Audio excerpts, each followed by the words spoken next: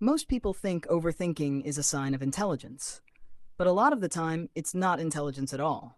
It's fear wearing the mask of analysis. It's the brain convincing you that if you replay something enough, you can control how much it hurts. So one awkward sentence becomes a courtroom, one delayed text becomes a mystery, one small decision becomes a maze with no exit.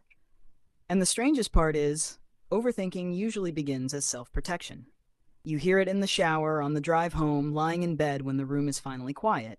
Your body is still, but your mind keeps pacing like it forgot the emergency is over.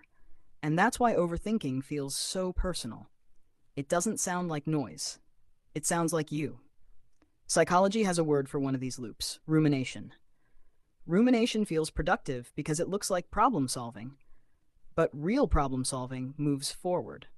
Rumination circles the same wound until it feels deeper than it was. The mind starts calling repetition preparation, even when it isn't leading anywhere new. And the more you stay in that loop, the worse you tend to feel, which gives the loop even more material to feed on.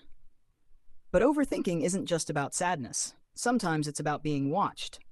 You assume everyone noticed the weird thing you said, the awkward pause, the way your face looked for half a second. Psychologists call this the spotlight effect. We overestimate how much other people notice us because we can't step out of the intensity of our own experience. So your mind uses your embarrassment as evidence that everyone else must be thinking about it too. But most of the time, people are too busy rehearsing their own lives to study yours. Still, knowing that doesn't always stop the spiral, because the real reason goes deeper. Overthinking is often an attempt to prevent regret before it happens. If I can think through every outcome, maybe I won't make the wrong choice. If I can predict every rejection, maybe none of it will surprise me.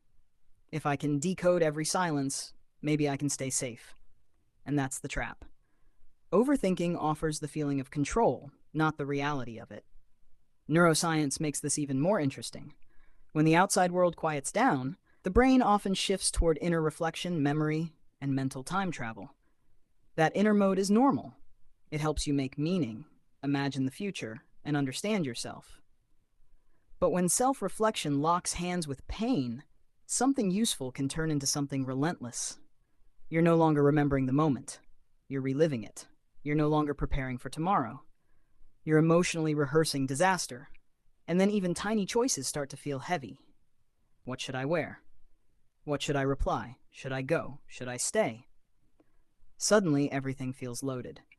Research on decision fatigue suggests that repeated choices can drain the mental energy needed to choose well. So the overthinker spends more effort trying to avoid mistakes and often ends up feeling less certain, not more. Think about the unread message. For someone else, it's a delay. For the overthinker, it becomes a story about rejection, tone, timing, worth, and what they should have said differently. One silence becomes 5 endings. Because uncertainty is hard for the brain. Sometimes it would rather invent danger than sit in the unknown. And for a lot of people, this pattern didn't start yesterday.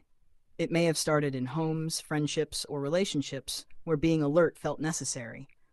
When moods changed fast, when love felt uncertain, when one wrong move seemed costly, the mind learned to scan everything. So overthinking wasn't weakness, it was adaptation. The problem is that old survival strategies keep showing up in rooms that are no longer dangerous. That's why healing usually doesn't begin with stop thinking. It begins with realizing that not every thought deserves a trial, a deep investigation, or a 5-hour replay. Sometimes the most powerful shift is small. My mind is trying to protect me again. That sentence creates distance, and distance changes everything. Because once you can observe the thought, you don't have to become the thought. That's why practices like self-distancing, mindfulness, movement, or even a change of environment can interrupt the loop. Sometimes clarity doesn't arrive because you found the perfect answer. It arrives because your nervous system finally stops sounding the alarm. And maybe that's the most honest truth about people who think too much. They usually care too much. They replay because they want to get it right. They prepare because they want to be safe. They analyze because some part of them is terrified of being careless with love, failure, or belonging. But peace doesn't come from answering every question. So sometimes it comes from surviving the ones that never get answered. So ask yourself this: what was your mind trying to protect? And do you still need that armor now? If this felt like your inner world, leave your thoughts in the comments, subscribe for more psychology documentaries, and next time, we're exploring why some people feel lonely even when they're never alone.